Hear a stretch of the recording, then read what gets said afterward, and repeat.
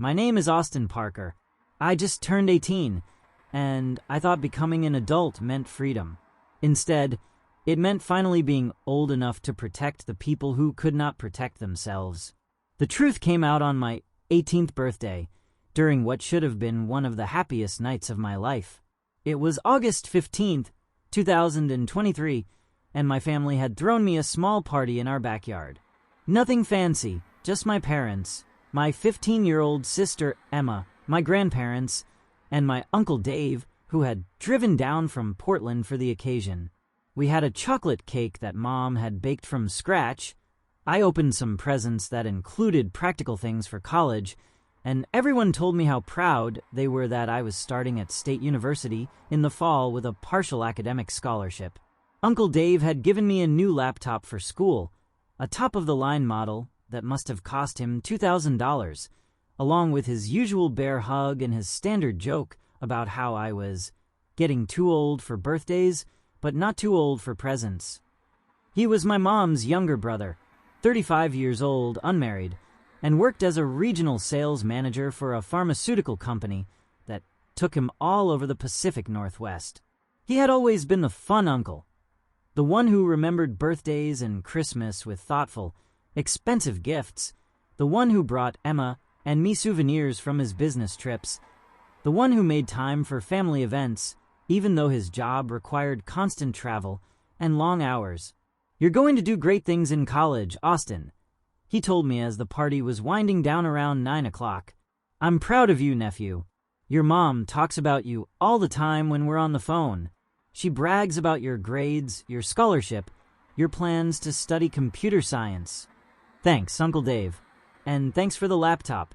It's perfect for my computer science classes. I can't believe you spent this much money on me. Hey, you're my nephew. Besides, I don't have kids of my own, so I get to spoil you and Emma instead. That's what uncles are for. Just promise me you'll use it for studying and not just for playing video games," he said with a grin, ruffling my hair the way he had been doing since I was little. "I promise. Well, mostly studying. That's my boy. And Emma," he said, turning to my sister who had been sitting quietly at the picnic table, "you're going to miss your big brother when he goes off to college, aren't you?" Emma nodded, but didn't say anything. She had been quieter than usual during the party, but I hadn't thought much about it. She was 15 and going through what Mom called her moody teenager phase, so periods of silence and apparent disinterest weren't uncommon. Everyone went home around 9:30, with hugs and promises to call, and reminders about my departure date for college orientation. Uncle Dave was staying in our guest room for the night before driving back to Portland in the morning, something he did regularly when he visited for special occasions. I spent the evening setting up my new laptop and organizing the other gifts I had received, some clothes for college, a desk lamp, a gift card to the campus bookstore, and some spending money from my grandparents. I was excited about starting college in 3 weeks, nervous about leaving home for the first time, and grateful to have family who supported my educational goals. But around 11:30 that night, as I was getting ready for bed and thinking about how lucky I was to have such a loving, supportive family, Emma knocked on my bedroom door. "Austin, can I talk to you?" "Sure, Em. What's up? Come in." She came into my room and sat on the edge of my bed, and I could tell immediately that something was wrong. She looked nervous and scared in a way I had never seen before, her hands shaking slightly and her eyes darting toward the door as if she was worried about someone overhearing us. "Is everything okay?" I asked, sitting down next to her and lowering my voice instinctively. "I need to tell you something, but you have to promise me you won't tell Mom and Dad." "Em, what's going on? You're scaring me. Just promise me first. Please." The urgency in her voice and the fear in her eyes made me stop arguing about conditions and promises. "I can't promise that without knowing what it is. If you're in some kind of trouble, Mom and Dad need to know. I'm not in trouble, but if you tell them what I'm about to tell you, it will destroy our family." The seriousness in her voice, the careful way she was choosing her words, made me realize that whatever Emma was about to tell me was going to change everything I thought I knew about our lives. Okay, I promise I won't tell Mom and Dad unless it's something that could hurt you or someone else. It is something that's been hurting me. For 3 years, my heart started racing because I could sense that whatever Emma was about to tell me was going to shatter the comfortable assumptions I had always made about our family, our safety, our normalcy. What's been hurting you? Emma was quiet for a long moment, and I could see her trying to find the courage to say whatever she needed to say. She took several deep breaths and wiped tears from her eyes before she finally spoke. "Uncle Dave," she whispered finally. "What about Uncle Dave? He touches me when he visits, when everyone else is asleep, in ways that aren't right." The words hit me like a physical blow. For a moment, I couldn't breathe, couldn't think, couldn't process what she had just said. Uncle Dave, who had just given me a laptop, who had been part of our family my entire life, who everyone loved and trusted completely. "Emma, are you saying that Uncle Dave has been molesting you?" She nodded, tears starting to stream down her face. "For how long?" "Since I was 12. It started right after you went away to that computer camp the summer before 8th grade, remember? When I stayed home because I had mono and couldn't go to regular summer camp. I remembered that summer perfectly. I had gone to a 2-week computer programming camp at the State University, one of the best experiences of my high school years. Emma had been too sick with mononucleosis to go to her usual summer camp at the lake, so she had stayed home while Mom and Dad were both working full-time. Uncle Dave had offered to help take care of her during the day, bringing her books and movies and keeping her company while she recovered. At the time, it had seemed like such a generous, caring thing for him to do. Emma had been miserable with mono, exhausted, sore throat, swollen lymph nodes, and Uncle Dave had taken time off from his sales job to make sure she wasn't alone all day while our parents were at work. "Emma, what exactly has he been doing to you?" "I don't want to say all the details. It's too embarrassing, and it makes me feel sick to talk about it. I need to understand what we're dealing with here. I need to know how serious this is." She told me, quietly and with a lot of stops and starts, about 3 years of inappropriate touching that had started when she was vulnerable and sick with mono.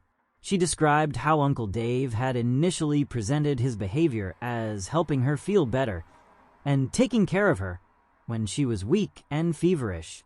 She told me how the touching had started as seemingly innocent back rubs and forehead kisses, but had gradually escalated to inappropriate touching that he explained as normal and something that happens in families and not something other people would understand because they weren't as close as we are. She told me about how Uncle Dave had convinced her that this was their special relationship and their special secret, and that telling anyone would destroy the family and hurt everyone, especially Mom and Dad and Grandma and Grandpa who love Uncle Dave so much. She told me about how confused she had felt, especially at the beginning, because Uncle Dave was family, and he was kind to her in other ways, buying her expensive gifts and taking her to movies and treating her like she was special and mature for her age. She told me about how Uncle Dave had explained that what they were doing was preparing her for adult relationships and teaching her things she would need to know, and that all uncles help their nieces learn about these things. But she also told me about how the touching had made her feel dirty and ashamed, even though Uncle Dave kept telling her it was normal and healthy. She told me about how she had started avoiding family gatherings where Uncle Dave would be present, making excuses about being sick or having homework or needing to spend time with friends. She told me about the nightmares and the anxiety that had started around the time the abuse began, symptoms that our parents had attributed to normal teenage stress and hormonal changes. She told me about how she had tried to tell Mom once, in a roundabout way, asking hypothetical questions about What would happen if an adult family member made a kid uncomfortable? But Mom had brushed off the questions, saying that our family didn't have those kinds of problems and that Emma watched too much TV if she was worrying about things like that. "Why are you telling me this now?" I asked when she finished her halting, painful explanation. "Because you're 18 now. You're an adult. I thought maybe you would know what to do." "Emma, we have to tell Mom and Dad." "No, you promised." "I promised I wouldn't tell them unless it was something that could hurt you. This is definitely something that's been hurting you. But if we tell them, Uncle Dave will go to jail and it will be my fault. If Uncle Dave goes to jail, it will be his fault for doing illegal things to you. But everyone will be angry at me for breaking up the family. Everyone will be proud of you for being brave enough to tell the truth about someone who's been hurting you. You don't know that.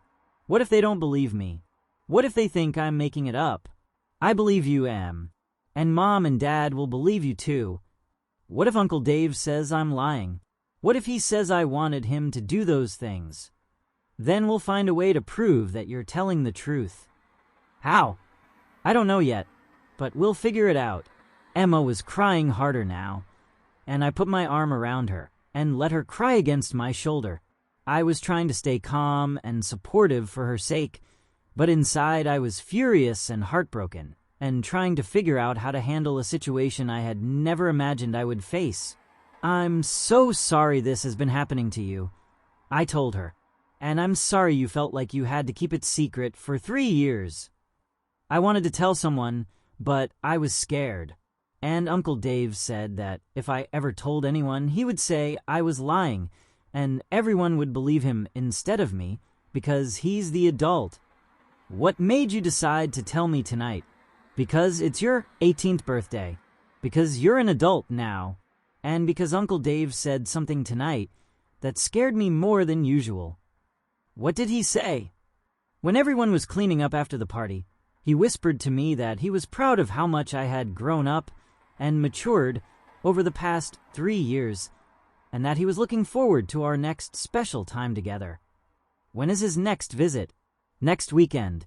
He's coming to stay for 3 days because Mom and Dad are going to that medical conference in Seattle, and they asked him to stay with us while they're gone."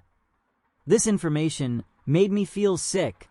Uncle Dave had arranged his visit to coincide with a weekend when our parents would be out of town for 3 days, which meant he would have extended, unsupervised access to Emma and more opportunities to abuse her.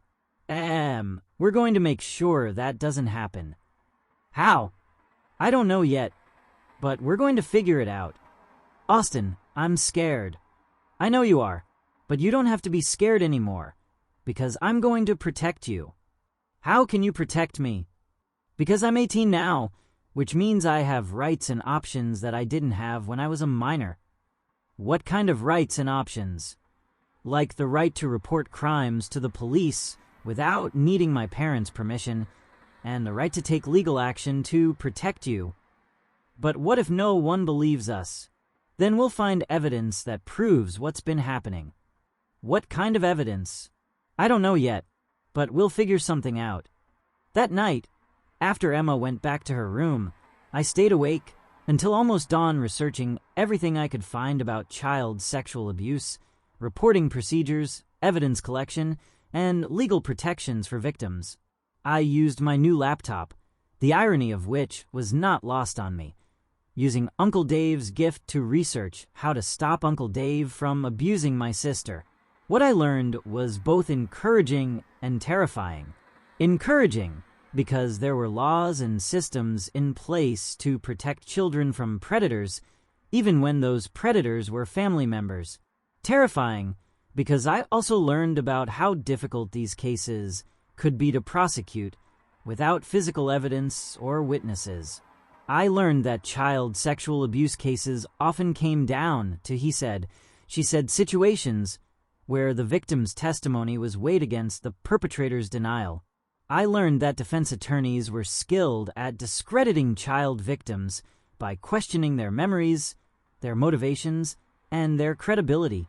I learned that family members often refuse to believe abuse allegations against other family members, especially when the accused person was well-liked and had no previous criminal record. I learned that the trauma of testifying in court could sometimes be as damaging to victims as the original abuse. But I also learned that I had options as an 18-year-old adult that I wouldn't have had as a minor. I could report the abuse to police without needing my parents' permission. I could hire an attorney to represent Emma's interests. I could take steps to document evidence of the abuse. I learned about the importance of physical evidence in these cases: DNA, photographs, recordings, anything that could corroborate the victim's testimony. I learned about the statute of limitations for child abuse cases and the importance of reporting quickly to preserve evidence and prevent further abuse. Most importantly, I learned that time was critical. If Uncle Dave was planning to abuse Emma again during his upcoming visit, I had less than a week to figure out how to protect her and gather evidence that could be used to stop him permanently. The next morning, I called in sick to my summer job at the electronics store where I had been working to save money for college expenses. I told my supervisor I had food poisoning and wouldn't be able to come in for a few days, which gave me time to research and plan without having to explain my absence to my parents. I spent the day researching attorneys who handled child abuse cases, looking up contact information for Detective Sarah Martinez at the police department, who specialized in crimes against children, and investigating surveillance equipment that could be purchased and installed quickly and discreetly. But I also struggled with the question of whether I should tell my parents immediately or whether I should gather evidence first. This was the most difficult decision I had ever faced, and I wasn't sure I was mature enough to make it correctly. On one hand, Emma was in immediate danger, and our parents had a right to know that their daughter was being abused by her uncle. They also had more resources and authority than I did as an 18-year-old, and they could potentially take immediate action to protect Emma. On the other hand, I was worried that if I told them without concrete evidence, Uncle Dave might deny everything and then be more careful about covering his tracks. I was also worried about how our parents would react. Mom and Dad loved Uncle Dave unconditionally. He had been part of our family for my entire life, and he was one of Mom's closest relatives. Would they believe Emma's accusations against someone they trusted completely? Or would they assume she was confused, lying, or seeking attention? I had seen this dynamic play out in the research I had done the night before. Families often struggled to believe abuse allegations against trusted family members, and victims were sometimes blamed or disbelieved by the very people who should have protected them. That evening, I talked to Emma about my research and my concerns. I think we need to gather evidence before we tell Mom and Dad. I told her as we sat in my room with the door closed and music playing to mask our conversation. What kind of evidence? I think we need to document what happens during Uncle Dave's visit this weekend. How? By setting up cameras in your room. Emma looked terrified by this suggestion. Austin, I don't want cameras recording what he does to me. That's so embarrassing. I understand that, Em, but if we can get video evidence of Uncle Dave coming to your room at night and doing inappropriate things, it will make it impossible for him to deny what's been happening. But then other people will see the video. Only the people who need to see it: police, prosecutors, maybe a judge. And it will prove that you've been telling the truth. What if the cameras don't work? What if nothing happens while they're recording? Then we'll figure out another approach. But I think Uncle Dave will do something inappropriate during his visit, because that's what he's been doing for 3 years. Austin, I don't know if I can go through with it. Em, I know this is scary, but this might be our best chance to get evidence that will protect you and other kids from Uncle Dave. Other kids. People who abuse children usually don't stop with one victim. If Uncle Dave has been doing this to you, he might be doing it to other kids too. This possibility hadn't occurred to Emma, and I could see her processing the idea that her uncle might be harming other children. The thought that there might be other victims seemed to give her additional motivation to endure the process of gathering evidence. Do you really think he might be hurting other kids? I think it's possible. Predators often have multiple victims over time. And if we can stop him, we might be protecting kids we don't even know about. That's right. Okay, she said finally, her voice stronger than it had been since this conversation started. I'll do it, but I want you to be in the house while it's happening. I'll be here. I'll be right down the hall. And if something goes wrong, if I need you to come help me, you'll be there immediately. The second you need me, I'll be there. Promise. I promise. The next day, I went to an electronics store in a different part of town, one where I didn't know any of the employees, and where no one would recognize me. I bought 2 small wireless cameras that could be controlled from a smartphone app and that had night vision capabilities for recording in dark rooms. They were designed for home security, but they were small enough to hide in Emma's room without being easily detected. I also bought a digital voice recorder that Emma could keep with her to record any conversations with Uncle Dave that might be relevant to the case. The voice recorder was small enough to hide in her clothing and could record for hours without needing to be recharged. Are you sure about this?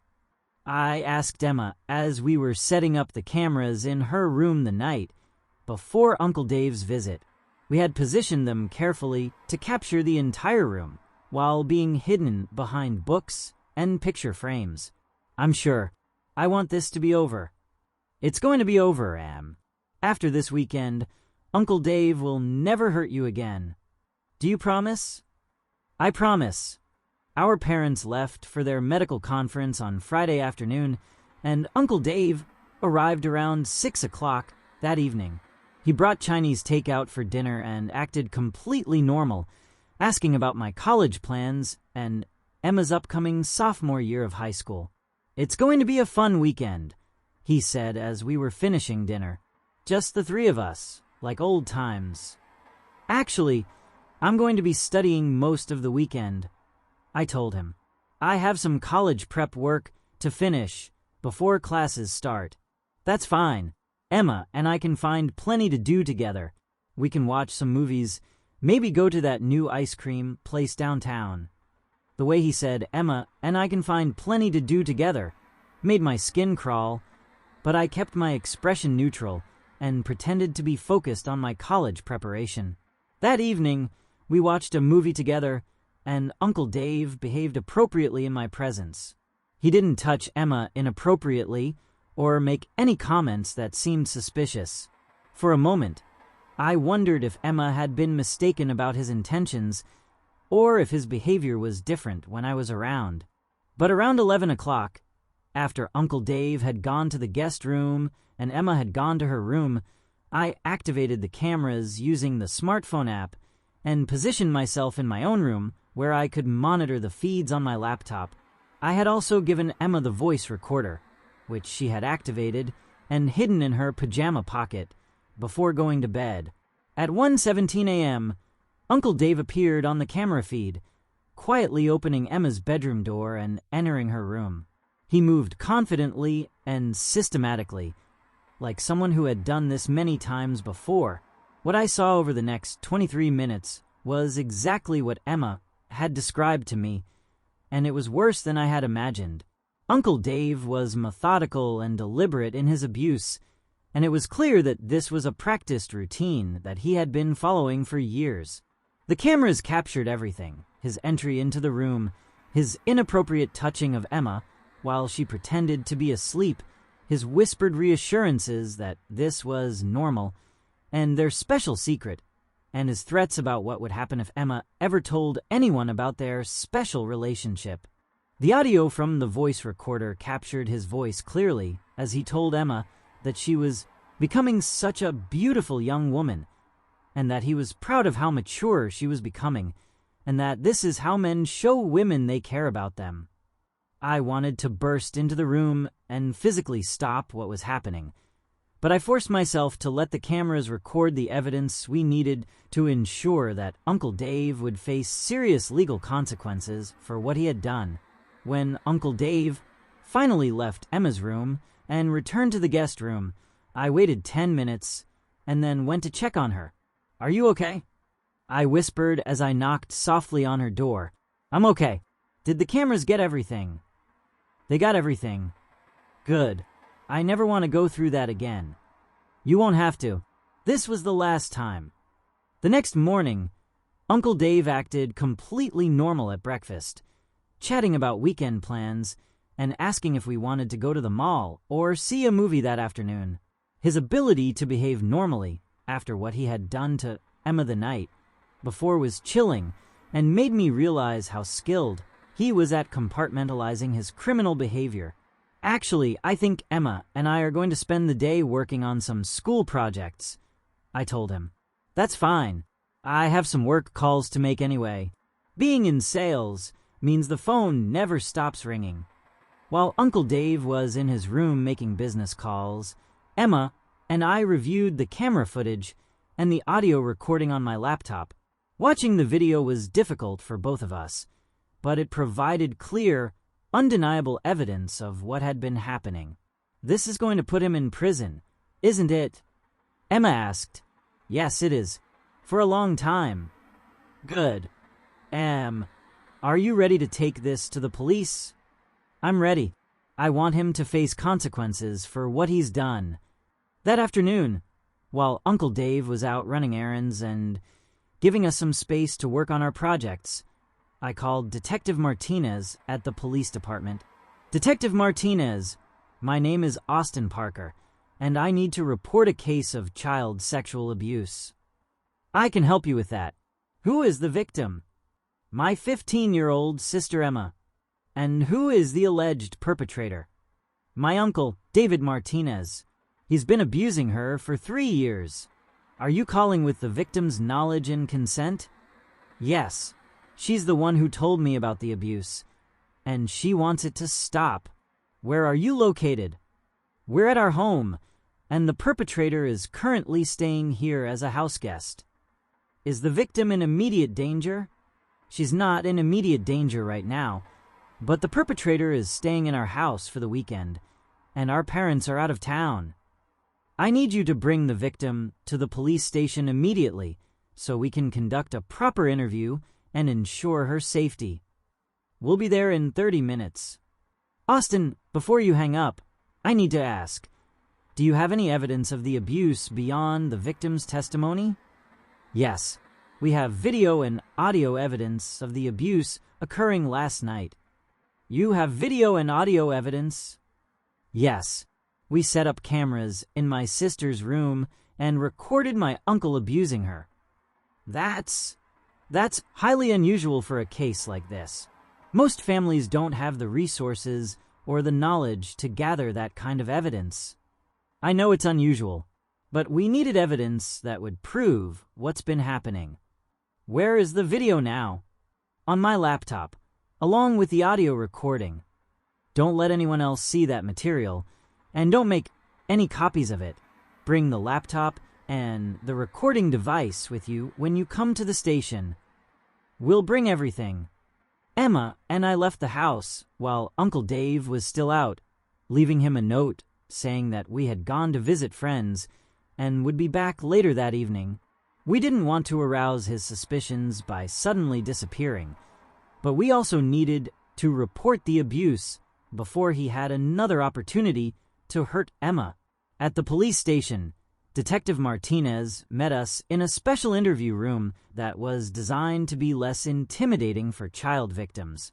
She interviewed Emma privately for over 2 hours, asking detailed questions about the history of the abuse, the frequency of incidents, and the specific nature of what Uncle Dave had done to her. Detective Martinez was patient and professional, explaining the legal process and assuring Emma that she had done nothing wrong and that the abuse was not her fault. When Emma's interview was finished, Detective Martinez met with me to review the video and audio evidence we had collected. Your sister's account is very detailed and consistent, she told me as we watched the footage on my laptop. Her testimony alone would be sufficient to press charges. But the video evidence makes the case stronger. The video evidence makes the case virtually guaranteed for conviction. In 23 years of investigating child abuse cases, I've never seen such clear documentation of ongoing sexual abuse. What happens next? Next, we arrest your uncle and charge him with multiple counts of child sexual abuse. When will that happen? Tonight, we're going to send officers to your house to arrest him. What about our parents? Should we call them? Yes, they need to be notified immediately. This is going to be very difficult for your family. I know, but Emma's safety is more important than protecting the family from difficult situations. You did the right thing by bringing her here, Austin. A lot of young people in your situation wouldn't have known how to help or wouldn't have had the courage to take action. I couldn't let him keep hurting her. And now he won't be able to hurt her or anyone else. Detective Martinez arranged for a social worker named Patricia Johnson to stay with Emma while we called our parents to tell them what was happening. Patricia specialized in working with child abuse victims and was skilled at providing emotional support during the reporting process. This is going to be one of the most difficult phone calls you'll ever make, Patricia told me. Your parents are going to be shocked and probably initially disbelieving, but they need to know what's happening. Mom, I need to tell you something very serious. Austin, what's wrong? Where are you? I tried calling the house, and no one answered. Emma and I are at the police station. The police station? What happened? Are you hurt? Was there an accident? We're not hurt, but I need to tell you about Uncle Dave. What about Uncle Dave? Did something happen to him? He's been sexually abusing Emma for the past 3 years. There was a long silence on the other end of the phone, and I could hear Mom's sharp intake of breath. That's not possible, Austin. That can't be true. Mom, it is true, and it's been happening. Emma told me everything, and we have evidence. What kind of evidence? Video and audio evidence of him abusing her last night. Austin, that can't be right. Dave would never do something like that. He loves Emma. He loves our whole family. I know it's hard to believe, but it's true. The police are going to arrest him tonight. Oh my God. Oh my God. This can't be happening. Let me talk to your father. I could hear Mom telling Dad what I had just told her, and I could hear his shocked response and his immediate denials that such a thing was possible. Austin, your father wants to talk to you. Austin, what's going on? Your mother is hysterical. Dad, Uncle Dave has been molesting Emma for 3 years. We reported it to the police, and they're going to arrest him. That's impossible. I've known Dave my entire adult life. He's not capable of something like this. He is capable of it, and he's been doing it. Emma has been suffering in silence for 3 years because she was afraid no one would believe her. Austin, are you sure Emma isn't confused or making this up? Sometimes teenagers. Dad, we have video evidence of Uncle Dave abusing Emma last night. This isn't confusion or attention-seeking. This is documented criminal behavior. There was another long silence, and I could hear both parents talking quietly in the background. We're coming home immediately, Dad said finally. Good. Emma is going to need your support. Is she okay? She's been braver than anyone should have to be, but she's going to need a lot of love and support from both of you. We'll be there in 3 hours. Mom and Dad. Yes. When you get home, please remember that Emma is the victim here. She didn't do anything wrong, and she was afraid to tell you because she thought you wouldn't believe her. We would have believed her, Mom said, but there was uncertainty in her voice. Would you have believed her if she didn't have video evidence to prove what was happening? They didn't answer that question, which was answer enough. 3 hours later, Uncle Dave was arrested at our house, by 4 police officers. According to Detective Martinez, he initially denied the allegations and claimed that Emma was confused or making things up for attention. But when confronted with the video evidence, he stopped talking and asked for an attorney.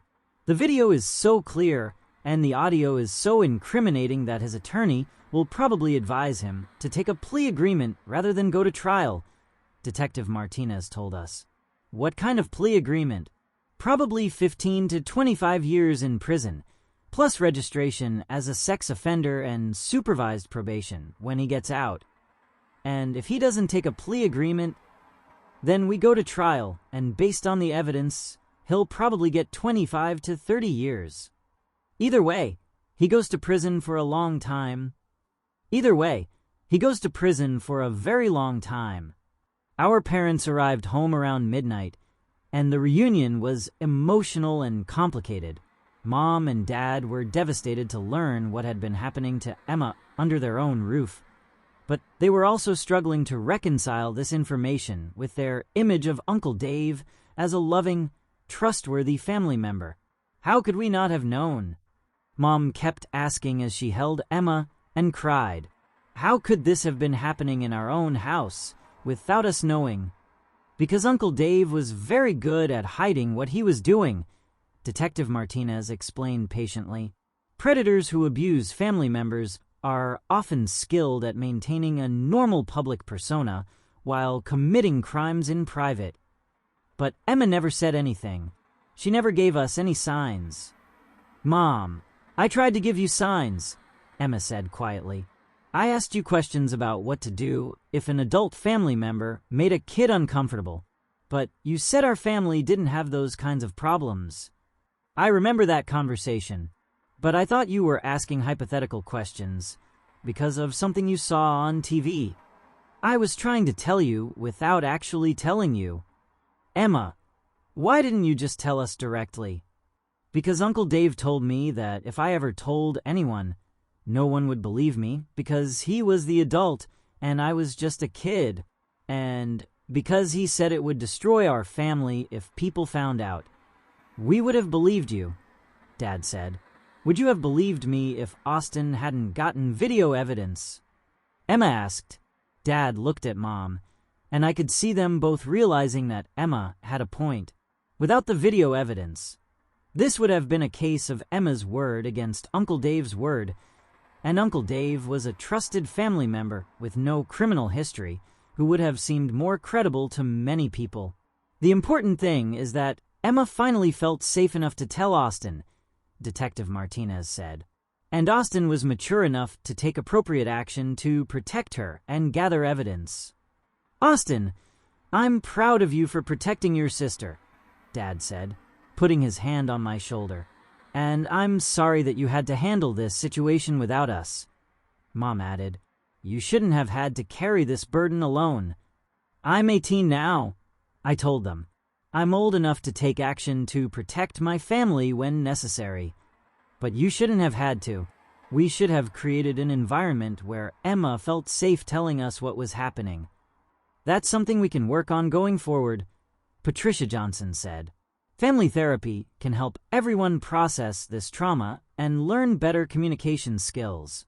The next few months were among the most difficult of our lives as the legal case proceeded, and our family tried to heal from the trauma and betrayal. Uncle Dave was held without bail because the judge considered him a flight risk and a danger to other children. His attorney, Robert Chun, initially tried several different defense strategies. First, he argued that the video evidence had been obtained illegally because I had installed cameras in a minor's bedroom without parental consent. But the prosecutor explained that as an 18-year-old adult living in the family home, I had the right to install security cameras to protect my sister from a known threat. Next, Chin tried to argue that Emma had somehow seduced Uncle Dave or initiated the inappropriate contact. But Detective Martinez had interviewed several experts who testified that children cannot consent to sexual activity with adults, and that the video clearly showed Uncle Dave as the aggressor in every interaction. Chen also tried to argue that Emma's 3-year delay in reporting the abuse called her credibility into question. But child psychologists testified that delayed reporting is common in child abuse cases, especially when the perpetrator is a trusted family member who has convinced the victim that they won't be believed.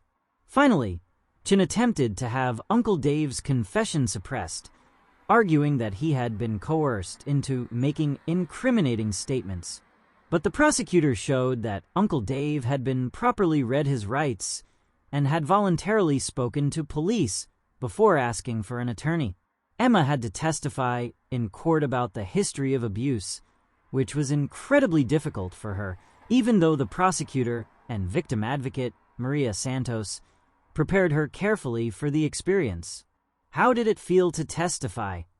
I asked Emma after her court appearance. It was scary, but I'm glad I did it. I felt like I was finally able to tell my story in my own words. Were you worried that people wouldn't believe you? A little bit, but having the video evidence made me feel more confident that people would know I was telling the truth. Do you think the video evidence was worth the trauma of making it? Absolutely. Without that evidence, it would have been my word against his, and adults usually believe other adults over kids. Are you glad we went through with gathering the evidence? I'm glad we did whatever it took to make sure he faced consequences for what he did to me. The trial lasted 2 weeks, but the video evidence made the case so strong that Uncle Dave's attorney eventually advised him to accept a plea agreement rather than face the possibility of an even longer sentence at trial. In the end, Uncle Dave pleaded guilty to 5 counts of child sexual abuse and was sentenced to 22 years in prison. He will also be required to register as a sex offender for the rest of his life and will be prohibited from having unsupervised contact with minors when he is eventually released. Are you satisfied with the sentence? Prosecutor Jennifer Martinez asked Emma after the hearing.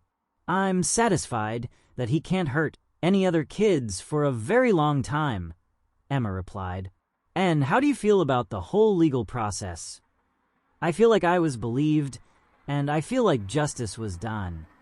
What would you say to other kids who might be in similar situations? I would say that it's not your fault, that you deserve to be protected, and that there are people who will believe you and help you if you tell the truth. The case had a significant impact on our extended family and our social circle. Some relatives and family friends were supportive of Emma and praised me for protecting her, but others struggled to accept that Uncle Dave was capable of such crimes. My grandparents initially refused to believe the allegations and accused Emma of lying to get attention or to cause trouble for Uncle Dave, who had always been their favorite child. But when Detective Martinez showed them excerpts of the video evidence, they were forced to confront the reality of what their son had done. How could we have raised someone who would do such terrible things? Grandma asked through tears during one of our family meetings with Patricia Johnson. You didn't raise him to do those things, Patricia explained patiently. People who abuse children make individual choices to commit crimes, regardless of how they were raised. But we must have done something wrong. We must have missed some signs. There's no evidence that child sexual abusers are created by poor parenting. This is about individual choices and individual responsibility. How do we face our friends and neighbors? How do we explain that our son is a child molester?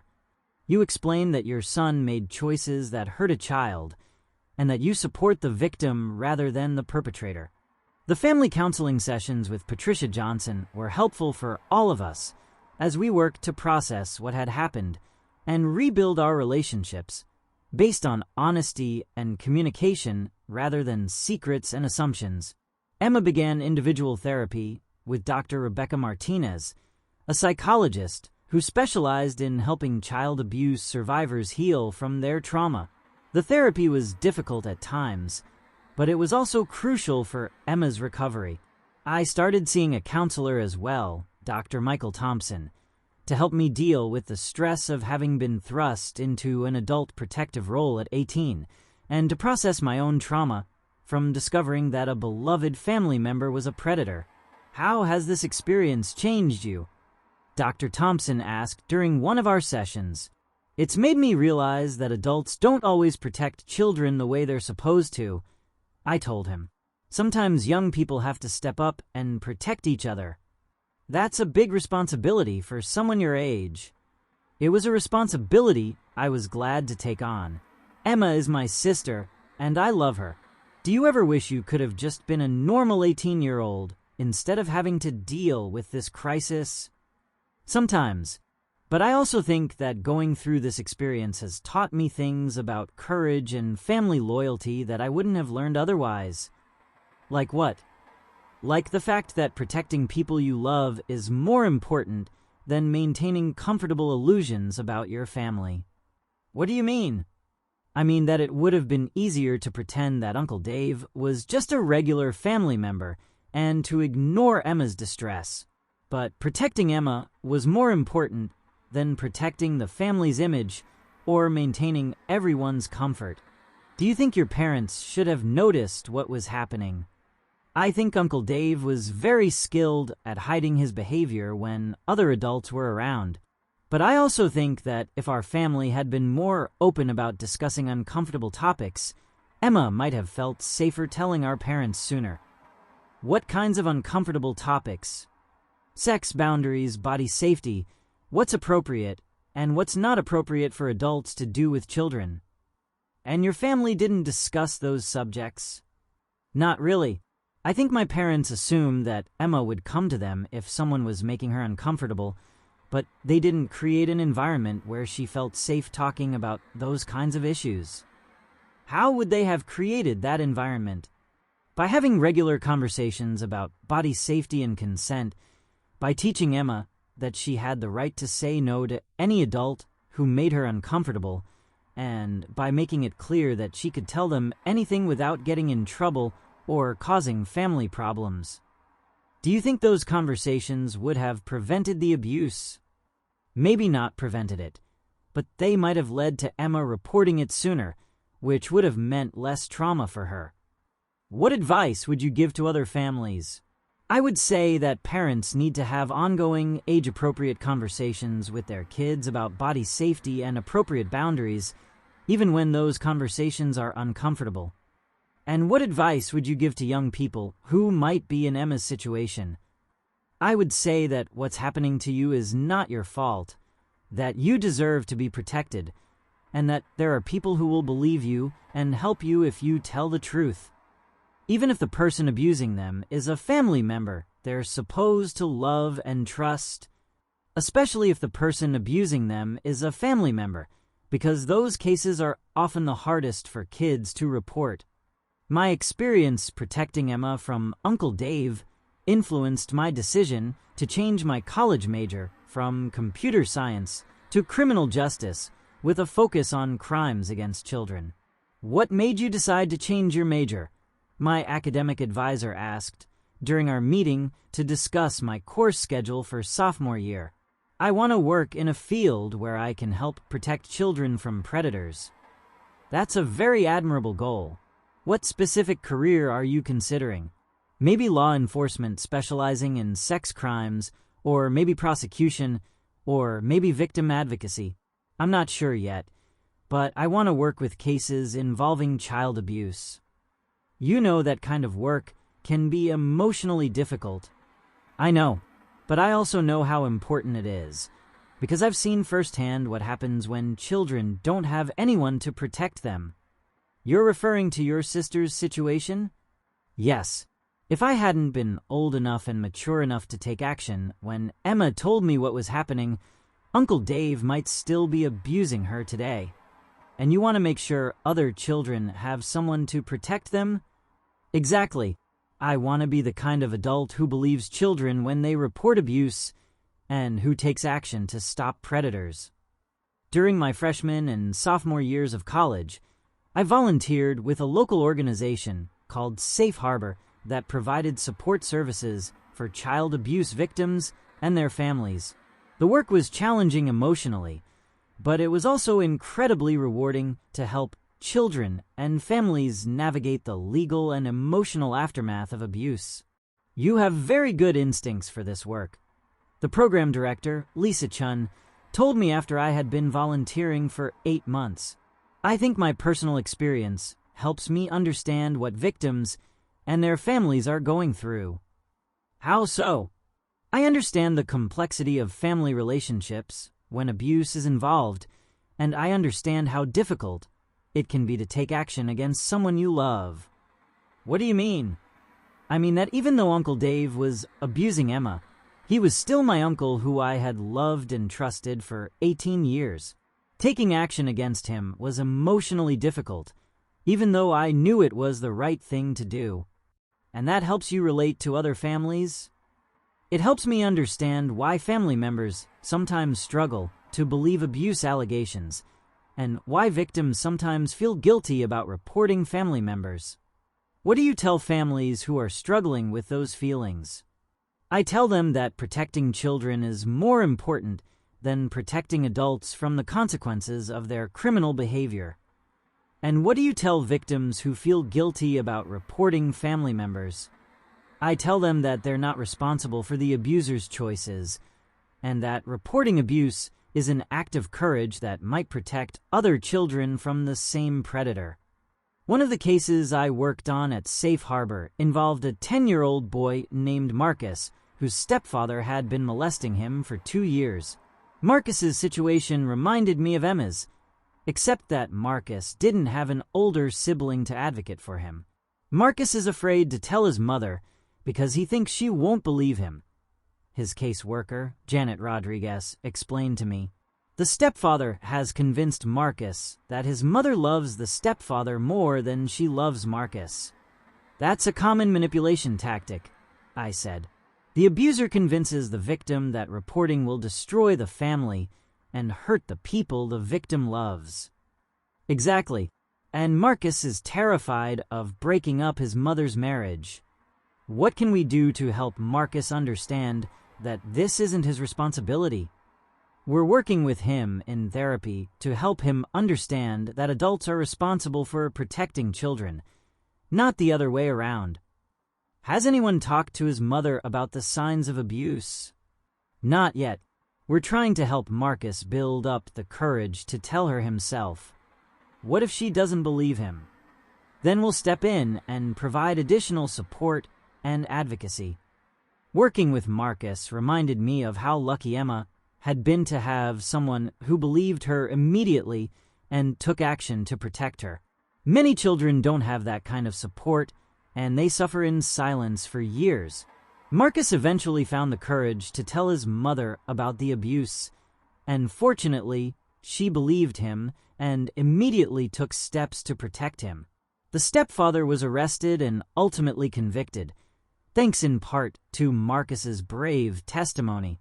How do you feel about testifying?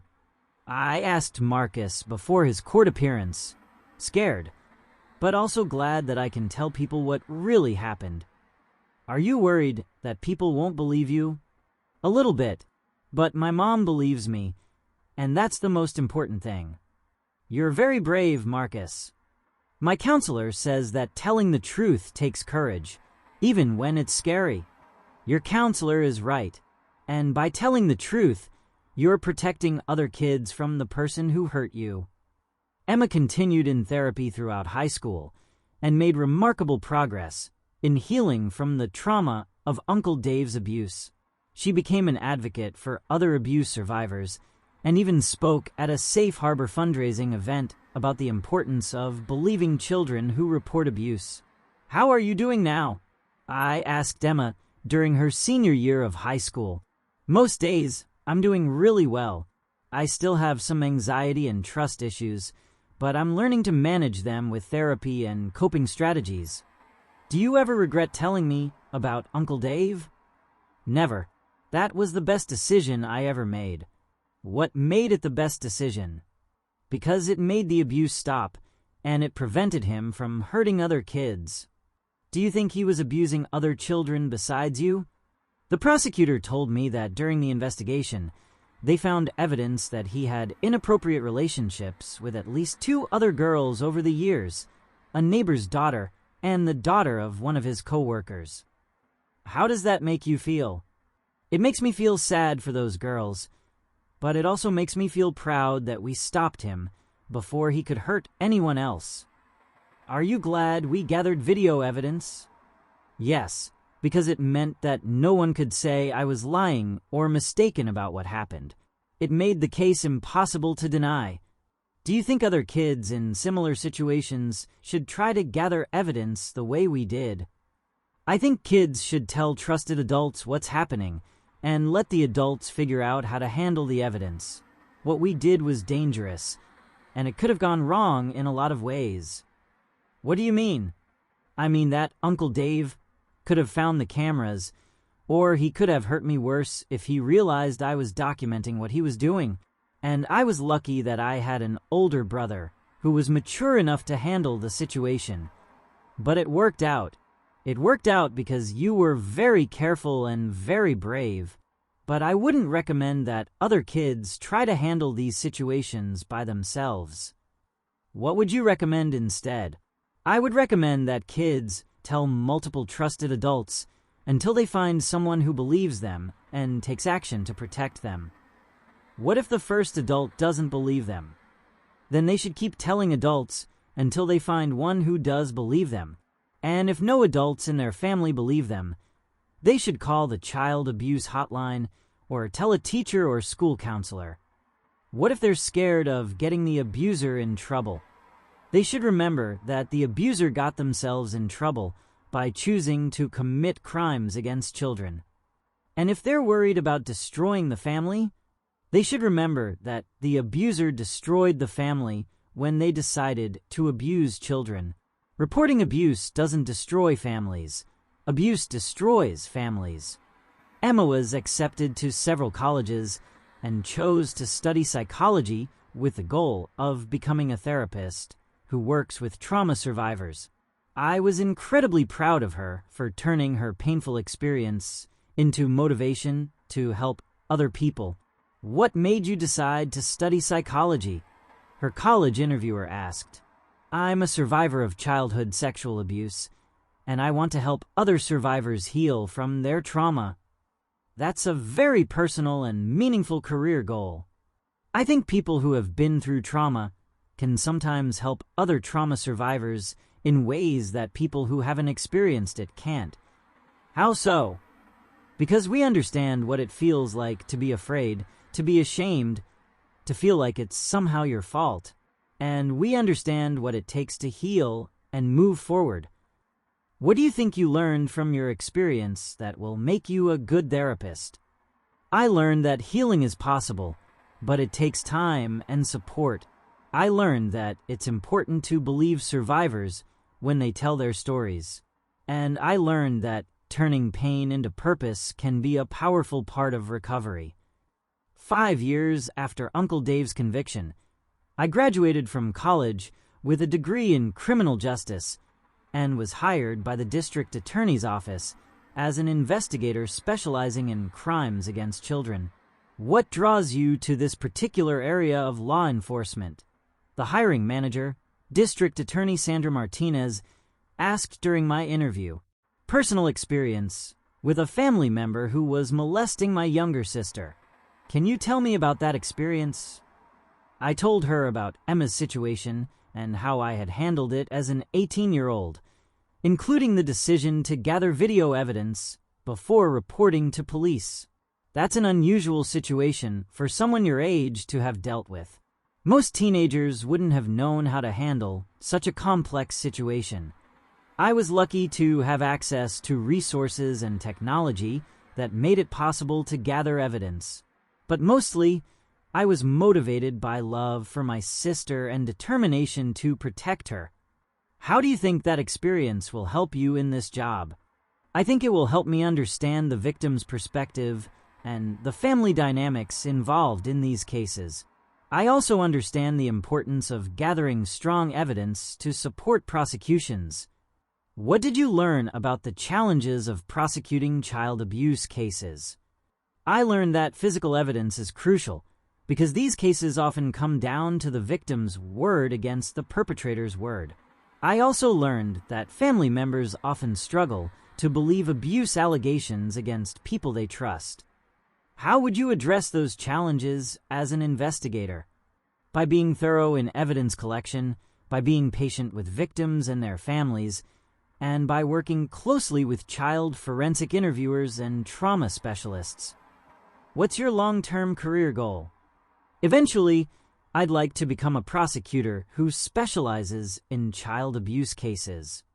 Why prosecution rather than staying in investigation? Because I want to be the person who makes sure that child abusers face serious consequences for their crimes. I want to be the one who stands up in court and advocates for victims. My work as an investigator has been challenging, but incredibly rewarding. In my first 3 years on the job, I've worked on over 60 cases involving child sexual abuse, physical abuse, and neglect, and we've secured convictions in 85% of those cases. What's the most important thing you've learned in this job? My supervisor, Captain Rodriguez, asked during my annual performance review. I've learned that children are much more resilient than most people realize, but they need adults who will believe them and protect them. What do you mean by that? I mean that kids can recover from terrible experiences if they have support and if they see that justice is done. But without that support, they often struggle with trauma for the rest of their lives. What happens when children don't have supportive family members? That's when it becomes even more important for professionals like us to step up and advocate for them. Sometimes we're the only adults who believe them. What advice do you give to families who are dealing with abuse situations? I tell them that the most important thing is to believe the child and to take immediate action to ensure their safety, even if the accused person is a trusted family member, especially if the accused person is a trusted family member. Those are often the most dangerous situations because the abuser has more access to the victim and more ability to manipulate family dynamics. What's the hardest part of your job?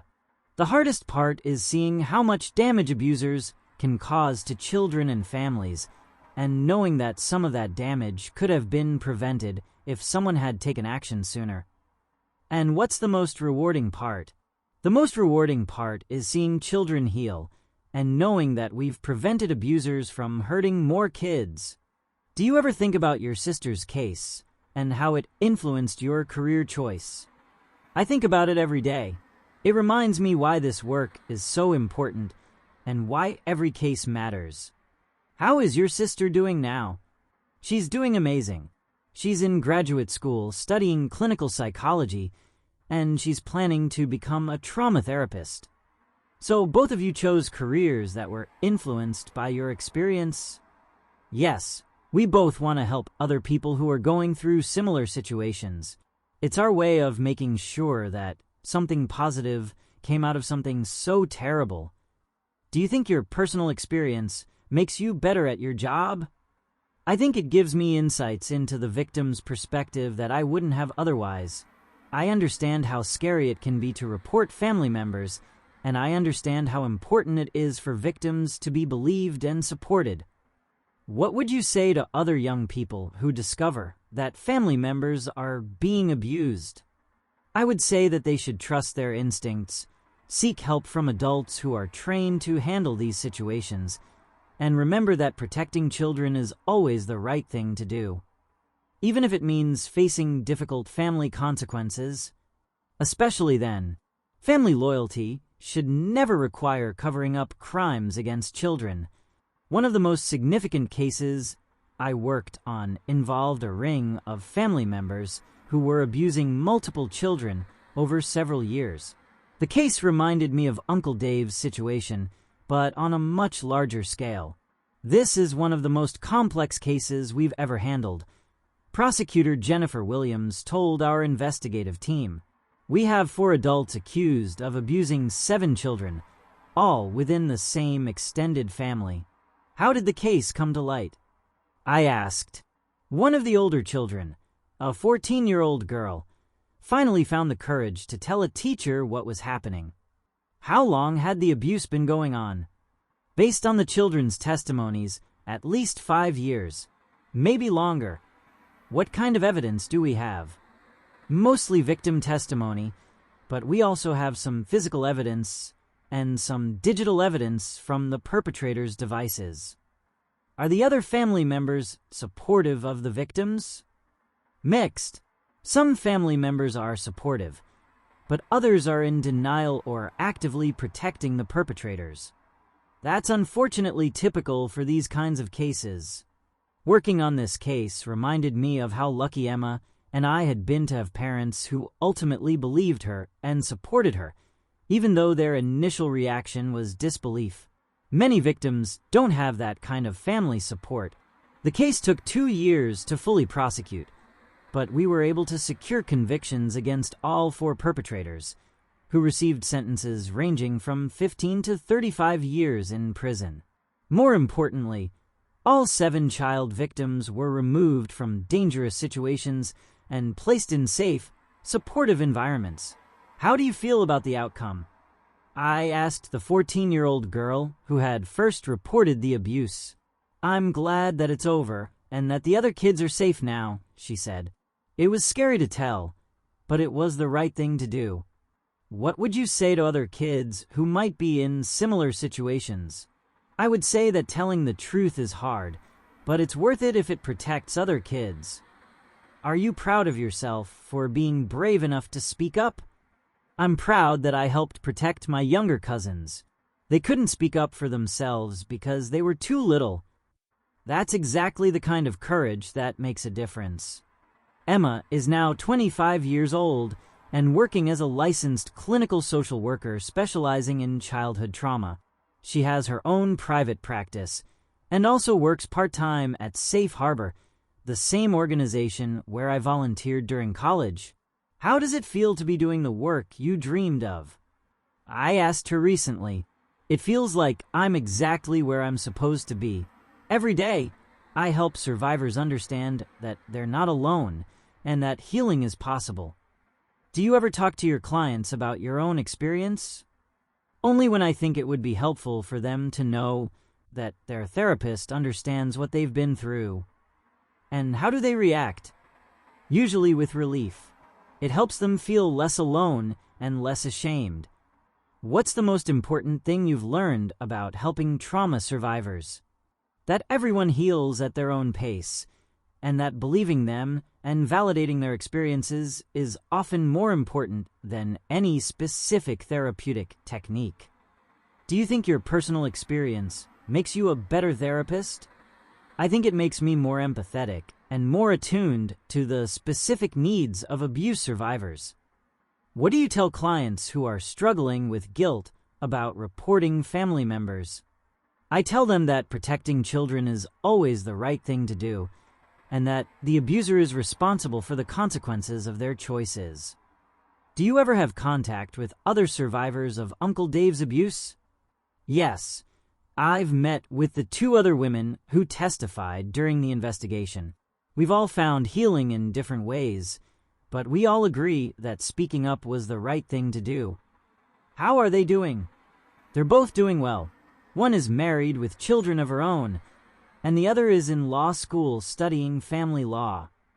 It sounds like Uncle Dave's victims have all turned their experiences into motivation for positive change. I think that's one way survivors can take back power from their abusers, by using their experiences to help other people. Do you think Uncle Dave understands the long-term impact of what he did? I don't know, and honestly, I don't care. What matters is that his victims are healing and that he can't hurt anyone else. Do you ever think about what you'll do when he's released from prison in 15 years? I try not to think about it, but I know that when that time comes, I'll be prepared to advocate for continued restrictions on his access to children. Are you worried about him reoffending? Statistics show that's always a possibility with child sex offenders, which is why registration and supervision are so important. But it doesn't keep you awake at night. Not anymore. I've built a life based on helping people heal from trauma, not on worrying about the person who caused my trauma. We remain very close, and we often talk about how our experience with Uncle Dave changed both of our lives in unexpected ways. Do you ever wonder what would have happened if you hadn't told me about Uncle Dave that night? I asked Emma during one of our monthly dinners.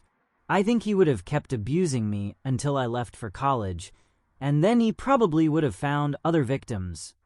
Do you think you would have ever told anyone if you hadn't told me? Maybe eventually, but probably not until I was much older and had more perspective on what had happened to me. Do you think we handled the situation the right way? I think we handled it the best way we could given our ages and resources.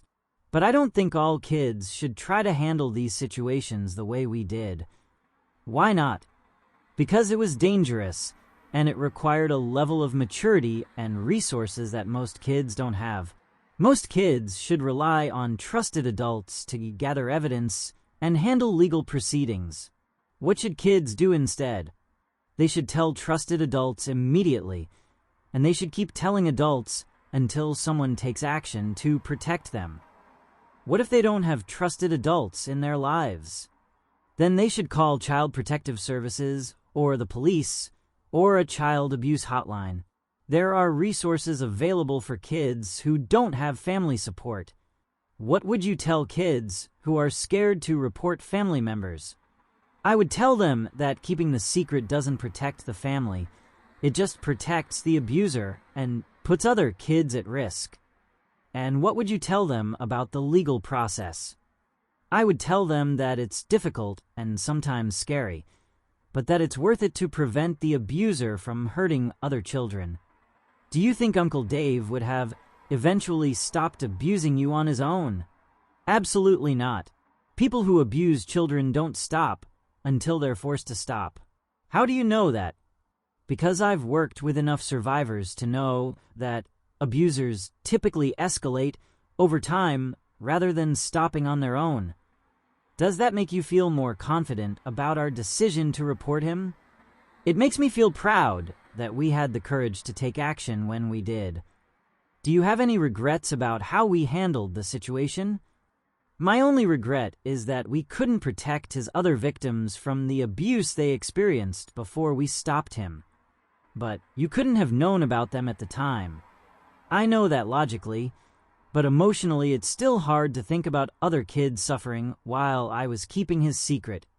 You were keeping his secret because you were being manipulated and threatened by an adult predator. That's not your fault. I know that now, thanks to years of therapy, but it took time to really internalize that understanding. What would you say to other siblings who discover that their brother or sister is being abused? I would say that they should take action immediately, even if it's difficult or scary. Why? Because children can't protect themselves from adult predators. They need other people to step up and protect them. Even if those people are also children or teenagers. If necessary, yes. But ideally, trusted adults should be the ones taking action. And if those trusted adults don't believe the victim or don't take action, then young people may need to step up, the way you did for me. The experience of protecting Emma from Uncle Dave has shaped my entire adult life. It taught me that sometimes young people have to step up and take on responsibilities that should belong to adults, and that protecting vulnerable people is more important than maintaining comfortable illusions about family relationships. It also taught me that gathering evidence and working within the legal system is often more effective than trying to handle these situations informally or through family interventions. The video evidence we collected made it impossible for Uncle Dave to deny what he had done, and it ensured that he faced serious legal consequences. What's the most important lesson you learned from this experience? People ask me when I speak at conferences about child protection. I learned that age doesn't determine your capacity to protect people you love. What do you mean? I mean that 18 is old enough to take legal action, gather evidence, and make sure that criminals face consequences for their actions, even when those criminals are family members you've loved your whole life.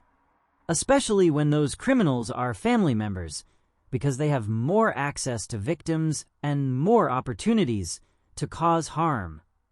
What advice do you have for other young adults who discover family abuse? Document everything, seek help from professionals, and don't be afraid to use the legal system to protect victims. What if they're worried about the impact on family relationships? Family relationships that depend on covering up crimes aren't worth preserving. And what about victims who are afraid to come forward?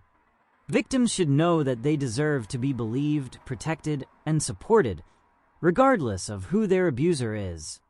What's changed in your family since Uncle Dave was convicted?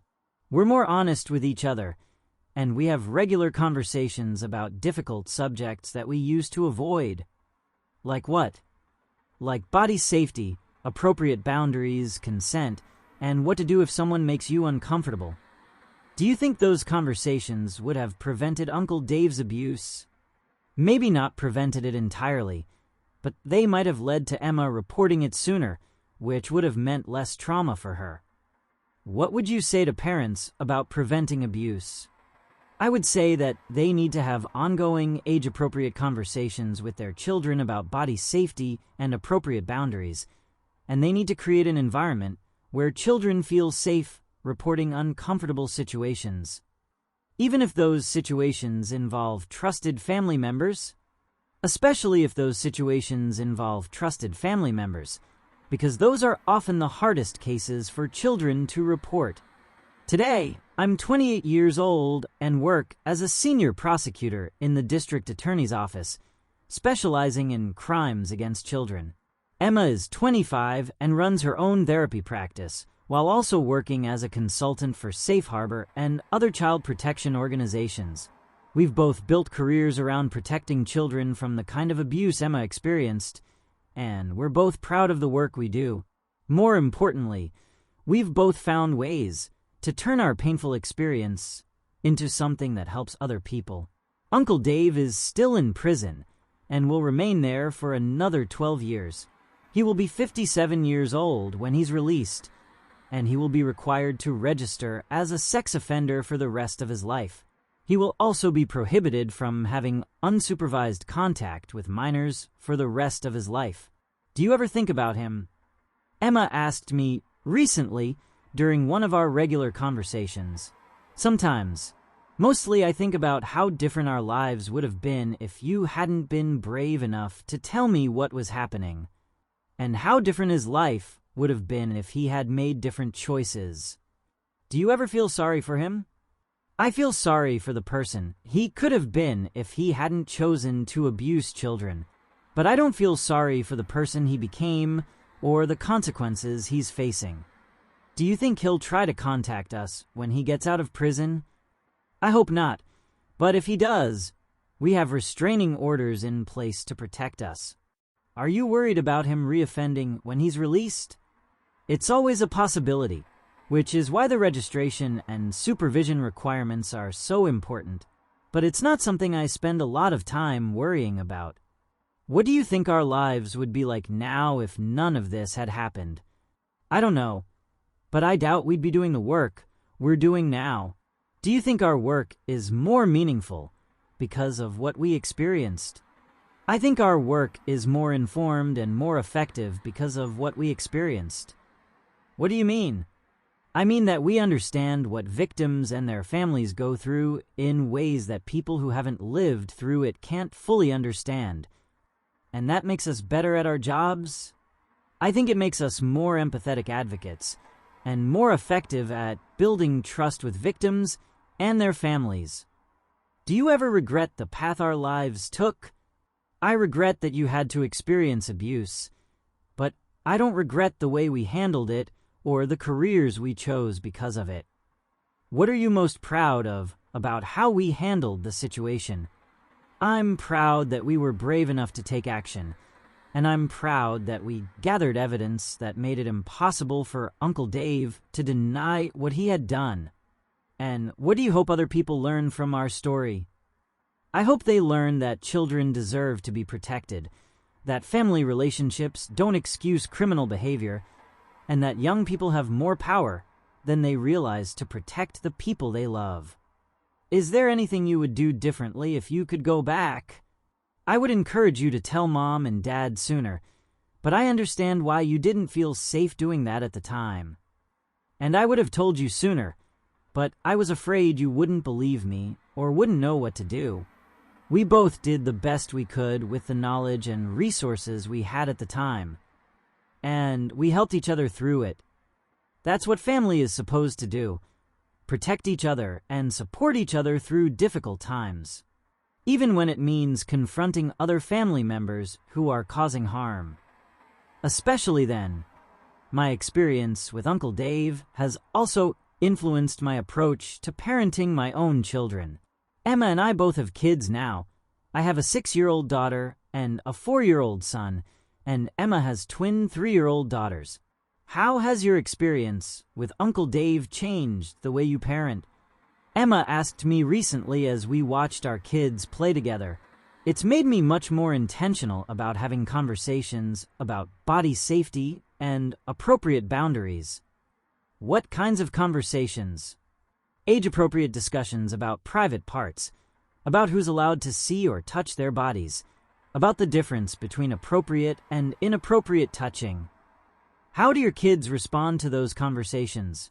They're very matter-of-fact about it, because we've been having these conversations since they were toddlers. It's just a normal part of how we talk about keeping their bodies safe.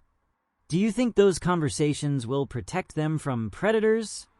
I think they give my kids the vocabulary and the confidence to report uncomfortable situations, and I hope they'll come to me if anyone ever makes them uncomfortable. What would you do if one of your kids told you someone was touching them inappropriately? I would believe them immediately, document everything they told me, and take immediate action to protect them. Even if the person they accused was a family member or close friend, especially then. My children's safety is more important than any adult relationship. Do you think that's something most parents would do? I hope so, but I know from my work that many parents struggle to believe their children when the accused person is someone they trust. What would you say to parents who are in that situation? I would say that their first priority has to be protecting their child, and that they can sort out their feelings about the accused person later. And if they're worried about destroying family relationships, I would remind them that the abuser destroyed the family relationships when they chose to abuse a child. Emma and I have also become advocates for legislative changes that would strengthen protections for child abuse victims and make it easier to prosecute predators. What kind of legislative changes are you advocating for? A reporter asked us during an interview for a local news story about child protection. Longer statute of limitations periods for child abuse cases, I said. Many victims don't report until they're adults, but by then it's sometimes too late to prosecute. We're also advocating for better training for law enforcement and prosecutors who handle these cases, Emma added. Not everyone who works with child abuse victims understands the trauma involved or knows how to conduct age-appropriate interviews. What about prevention?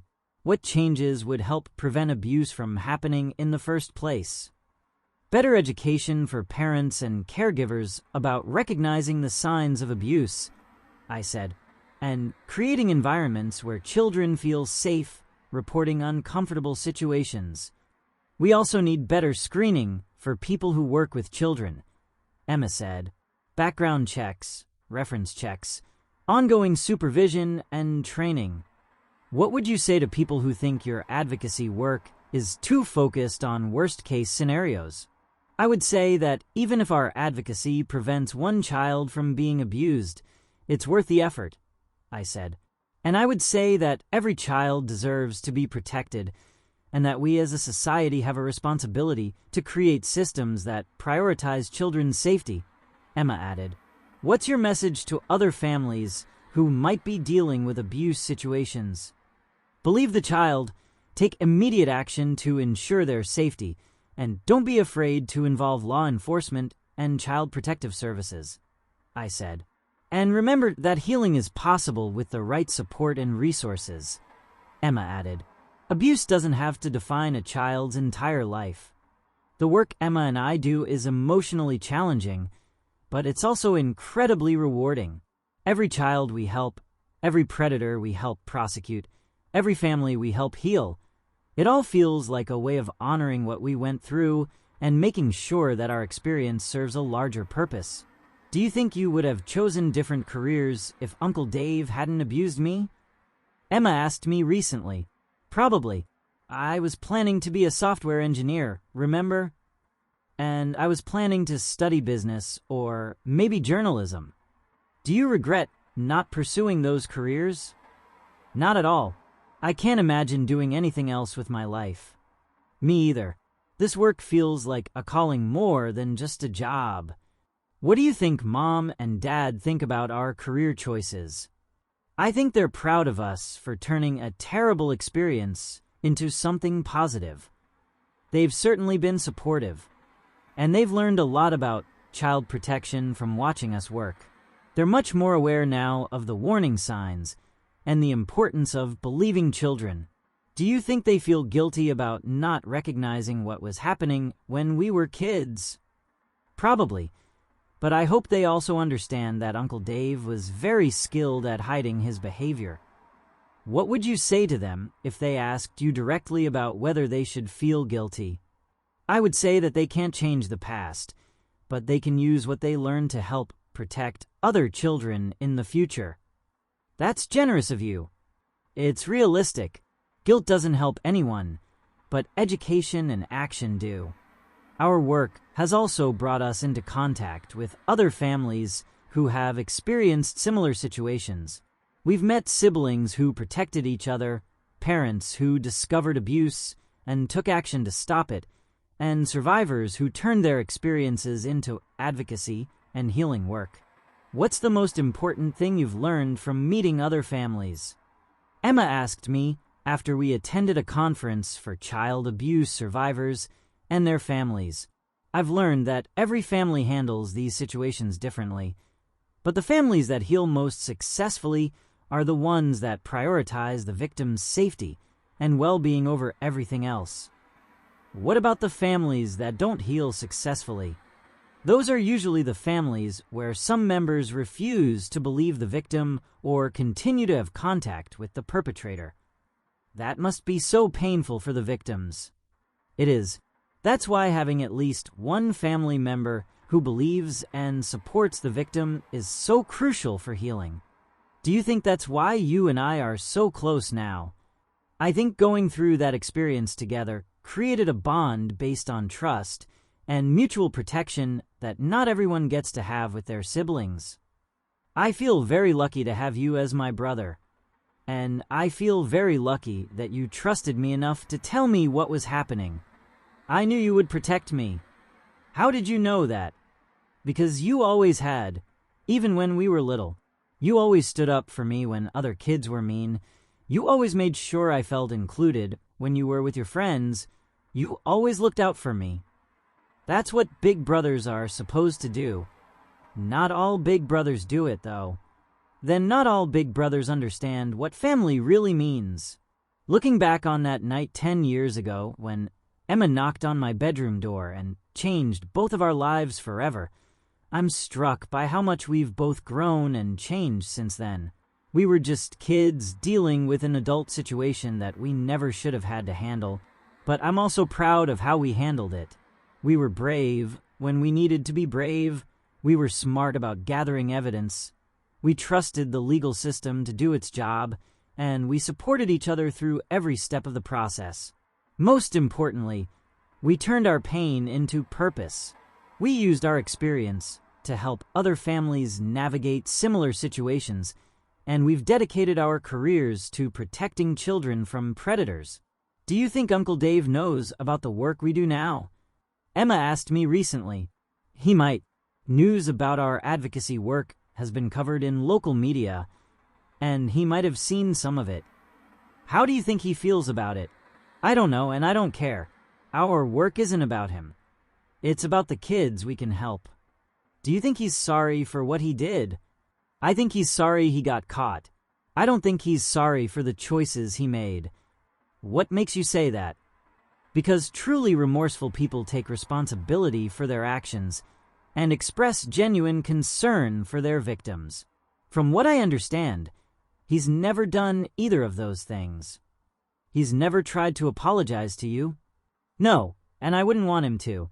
An apology from him would be meaningless and self-serving. What would be meaningful? If he dedicated his remaining years to genuinely understanding the harm he caused and finding ways to prevent other people from committing similar crimes, do you think that's possible? I think it's possible, but unlikely. People who abuse children usually don't develop genuine empathy for their victims. That's probably for the best. Anyway, I don't want or need his apology. What do you need? I need to continue doing work that helps other survivors heal and that prevents other children from experiencing what I experienced. And that's exactly what you're doing. That's exactly what we're both doing. My name is Austin Parker, and at 18, I learned that becoming an adult sometimes means stepping up to protect people who cannot protect themselves, even when those people are being hurt by someone you've always loved and trusted. It means understanding that family loyalty has limits, and that protecting children is more important than protecting adults from the consequences of their criminal behavior. It means being willing to gather evidence, work with law enforcement, and use the legal system to ensure that predators face serious consequences for their actions. And it means recognizing that age doesn't determine your capacity for courage. Sometimes 18 is old enough to save someone's childhood and prevent other children from being victimized. If you're listening to this, and you know a child who might be in danger, please don't wait for someone else to take action. Children depend on adults to protect them, but sometimes young adults are the only ones who are in a position to help. Trust your instincts, document everything you can, and seek help from professionals who are trained to handle these situations. And if you're a child who is being abused, please know that it's not your fault, that you deserve to be protected, and that there are people who will believe you and help you if you tell the truth. Don't keep secrets that protect adults who are hurting you. Tell someone you trust, and if they don't help you, keep telling people until you find someone who will. Your safety is more important than anyone's comfort, including your own family's comfort. You deserve to be protected, and there are people who will fight for you if you give them the chance. The National Child Abuse Hotline is available 24 hours a day at 1-800-4-A-CHILD. You can also text Child Help to 20121 or visit childhelp.org for resources and support. Sometimes the most important thing you can do is find the courage to speak up, even when speaking up feels impossible. And sometimes the most important thing you can do for someone else is listen when they find the courage to speak, believe them when they tell you something difficult, and take action to protect them even when taking action is scary or complicated. Every child deserves to be safe, and every child deserves to have someone who will believe them and protect them. That's worth fighting for, no matter how difficult or complicated the fight becomes. Because children's safety is more important than adult comfort. Children's protection is more important than family reputation. And children's futures are more important than maintaining illusions about people who choose to hurt them. Sometimes being 18 means being old enough to save someone's childhood. Sometimes being an adult means understanding that some battles are worth fighting, especially battles to protect the innocent. And sometimes being family means protecting each other from the people who call themselves family but act like predators. Real family protects. Real family believes. Real family acts. Everything else is just biology. The most important lesson I learned is that love isn't just a feeling, it's a choice and it's an action. When I chose to believe Emma, When I chose to gather evidence, when I chose to report Uncle Dave, I was choosing love over comfort, truth over convenience, and justice over family loyalty. And that choice changed everything, not just for Emma and me, but for every child we've been able to help since then. Sometimes one act of courage ripples out to protect countless other people. Sometimes one person's decision to speak up starts a chain reaction that leads to healing and justice and prevention. Sometimes being brave for just one person ends up meaning you're brave for many people. That's the power young adults have when they're willing to use it. That's the difference one person can make when they decide that protecting the vulnerable is more important than maintaining comfortable illusions. And that's why every child deserves to have someone in their life who will fight for them, believe them, and protect them, no matter what.